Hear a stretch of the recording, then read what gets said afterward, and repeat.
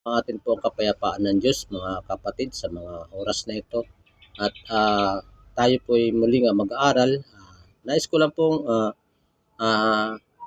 hiramin ang inyong mga pakinig sa ilang sandali o minuto ng ating pag-aaral ng mga ganitong mga pangunahing lunas o tinatawag na first aid, no?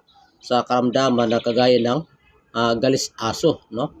Yung galis aso ay ito ay isang kapansanan ng balat na nakahahawa na bunga ng sakrotis o iskabis, no? Iskabi na may iba't ibang anyo ng sugat na masidhi ang pangangati lalo na sa gabi, no? Ang paggamot ng tubig o water therapy, mayroon po tayong apat na kaparaanan ng uh, gamit kung papaano mapagaling tayo sa pamamagitan ng tubig. Number 1, maligo at magsabong mabuti araw-araw, magpalit ng mga kasuotan pagkatapos maligo. Number 2, painitan sa sikat ng araw ang lahat na ginagamit sa pantulog, sa gabi, banig, unan, kumot at mga pansapin sa tulugan, maging ang mga kasuotan pantulog, no? Number 3, matulog ng nag-iisa upang wag mahawa ang ibang mga kaanib sa sambahayan. At panghuli, yung pang-apat ay manatiling malinis. Hugasan ang mga kamay, paa at mukha o kaya ay maligo bago matulog. Yun po mga kapatid ang sa pag-apply sa pamagitan ng tubig mga kapatid. At dito lang po dako lang po tayo sa paggamot ng halaman.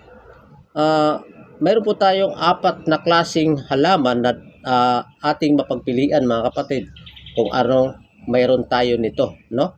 Number 1, makabuhay. Tadta rin ang isang metrong haba ng bagi nito. Itong makabuhay sa pinulungang Cebuano ay panyawan, no? Ibig sabihin, kumuha tayo ng isang metrong haba ng bagon nito at pakuluan sa isang galong tubig sa loob ng 15 minuto, dagdagan ng sapat na tubig upang magkaroon ng isang timba nito na sapat na mapaglubluban ng isang bata kung ang buong katawan ay may galis, no? Para sa mga matatanda, gamitin ang tubig para sa mainit na puminto sa mga bahaging may kapansanan lamang, no? Yun po yung sa makabuhay o panyawan, no, ng paggamot. At dito na po tayo sa pangalawa, kalatsutsi, no?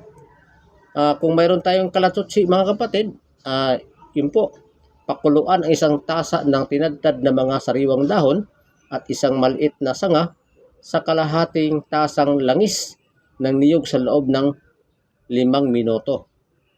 Palamigin at isilid sa isang buti para sa mga susunod na paggamit. Din ipahid ng sagana sa bahaging may kapansanan pagkatapos maligo. Yun po mga kapatid, no, sa pag-apply sa paggamot, no, sa pamagitan ng kalatutsi. At dako ng puti sa pangatlo, mangga, no? Yung mangga ay talagang pangkaraniwan na talagang yung mangga mga kapatid, lalo na yung bunga ay masarap talaga, yung bunga matamis, no?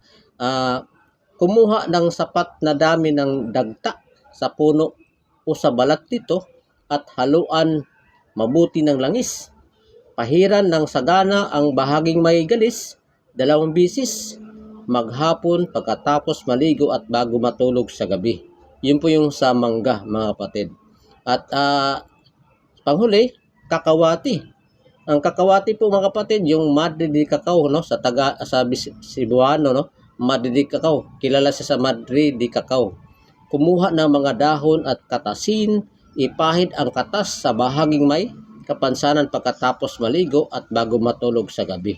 Yun po yung paggamit o pag-apply sa halaman na kakawati kung paano ipanggamot.